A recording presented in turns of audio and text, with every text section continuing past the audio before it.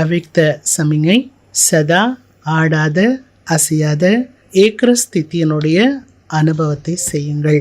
இப்படி சாக்கார பிரம்மா பாபா கலைப்பற்றவராகவும் ஏக்கர ஸ்திதியில எக்ஸாம்பிளான ஒரு ஆத்மாவாக ஆகி காட்டினாரு.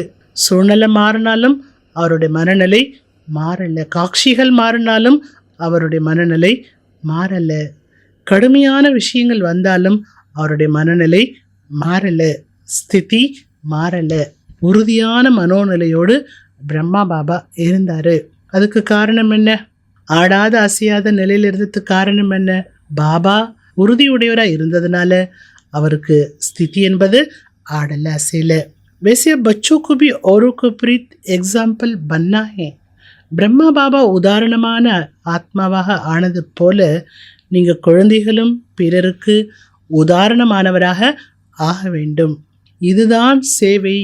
நீங்கள் பிறருக்கு உதாரணமாக இருந்தீங்கனாலே அதுதான் சேவை. சேவையானது வார்த்தை மூலமாக மட்டுமே நடைபெறுவது அல்ல, அது மட்டுமே சேவை அல்ல.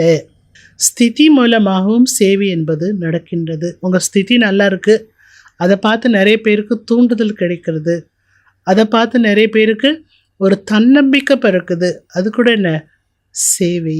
எனவே நேரத்தினுடைய அனுசாரமாக உங்கள் ஸ்திதி இப்போ ஏக்கர ஸ்திதியுடையதாக ஆக்குங்கள். இப்போ வரலன்னா எப்போ வரும்?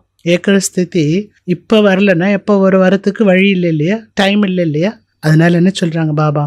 நேரத்தின் அனுசாரம் தன்னுடைய ஸ்திதியை ஏக்கரஸாக ஆக்குங்கள். நல்லது.